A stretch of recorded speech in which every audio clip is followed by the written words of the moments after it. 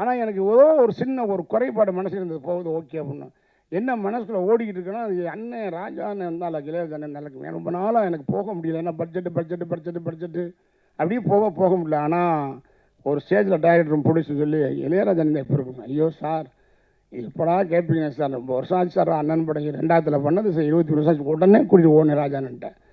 ஆனால் அந்த படத்தில் வந்து பாட்டு இல்லை, அதனால தான் நான் அவங்கள ப்ரெஸ் பண்ணல. ஒரு சீக்வன்ஸ் தான் இருக்கும்.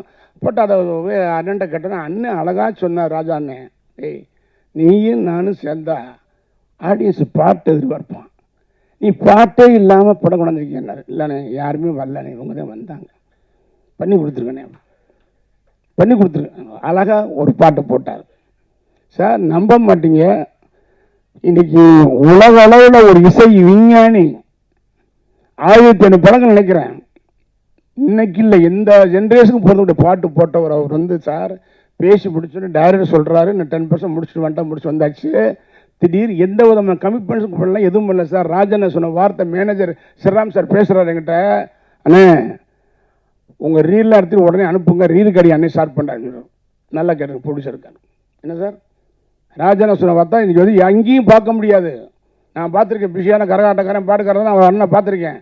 அவர் பாருங்கள் என்ன ஒரு உணர்வு அன்பு இருந்தால் அந்த மண் வாசனையுடையது. ராமராஜன் பண்ணது மேனேஜர் பேசுகிறாரு, மேனேஜர் சொல்கிறாரு நீ உடனே ரீல் அனுப்புங்க, ரீல் கடி ஸ்டார்ட் பண்ணுறார் சார். எந்த கமிட்மெண்ட்டும் இல்லை, ரீல் கடி ஆரம்பிச்சார்.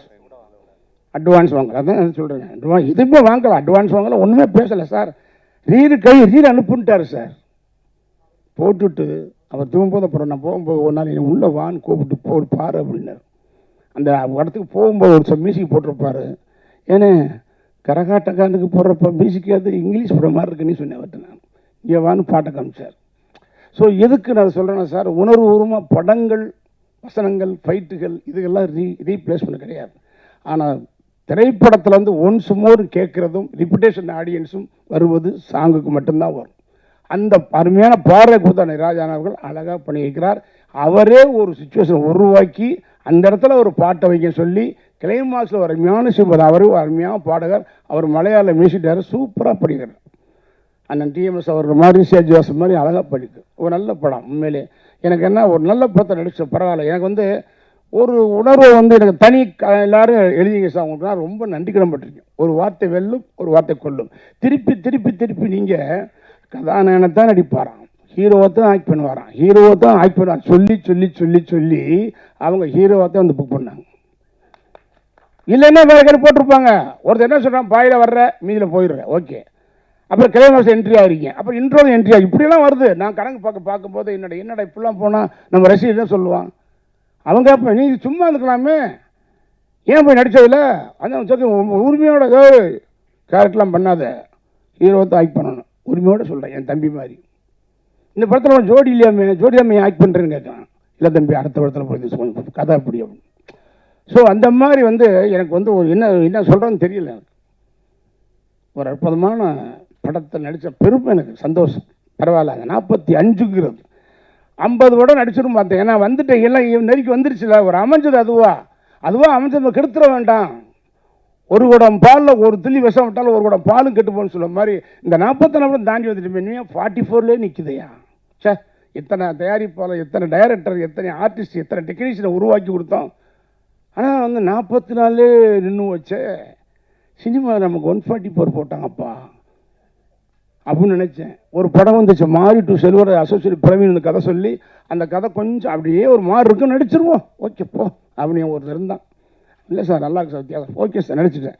மார்ச் 20, 2020 மார்ச் 24 அமாவாசை அன்னைக்கு அட்வான்ஸ் பண்ண கொடுக்குறேன்னு சொன்னாங்க சார். பாருங்கள், இங்கே என் படம் 44 படம் நிற்கிது, 144 நினைக்கிறேன். 2020 மாதம் மார்ச் மாதம் 20ஆம் தேதி இந்தியாவும் ஊரடங்கு கொரோனா 144. எனக்கு திக்குன்னு என்னடா அது இப்படி போனால் 3 வருஷம் வெளியே வர முடியல. ஸோ இப்படி இருக்க முடியாது. நாங்கள் சாதாரண மனுஷன்னா நம்ம மட்டும் நடந்து போகலாம், நம்மளோட போகலாம் அப்படின்னு. அப்படியே தான் வாக்கிங் பண்ணால் கூட பாரு எப்படி இந்த ராமராஜ் இப்படி ஆகிட்டு இருப்போம். ஸோ அது நம்ம வந்து அப்படி வீட்டுக்குள்ளேயே கிடந்தாங்க.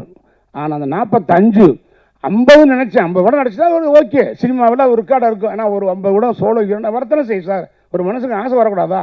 பேராசைப்படக்கூடாது. படத்தை பாருங்கள், ஆசைப்படலாம். ஆசைப்பட்டேன், ஆக்சிடென்ட் ஆயிடுச்சு. ஆடி தள்ளிபடி மாதிரி 5 குறைச்சிட்டேன். வேணாம், 50 வேண்டாம், 45 போதும். கரெக்டாக 45 நிமிஷம் அழகாக கொண்டாந்து மதியன் சார் அவர்களும் பாலா சதீஷ் அவர்கள் இணைஞ்சு அற்புதமானது அவர் கதை என்ன டைரக்டர் சார் தம்பி சிவா அவர்கள் உண்மையிலேயே ரொம்ப அந்த கேரக்டர் தன்மையாக பண்ணியிருக்காரு. கூட நடித்த நக்ஷா அவர்கள், ஸ்மிருதி வெங்கட், தீபாக்கா எல்லாம் நல்லா நடிச்சிருக்காங்க. நக்ஷா சார்னா அருமையாக பண்ணியிருக்காங்க. அது மாதிரி இன்னொருத்த வரையும் என்ன எனக்கு இந்த படத்தில் தானே ரொம்ப ஒரு முக்கியமான கட்டம் வந்தது. ராதாரி வேணும் எம்எஸ் பாஸ்கர் கூட நடிச்சது மிகப்பெரிய ஒரு எனக்கு ஒரு தூண் மாதிரி.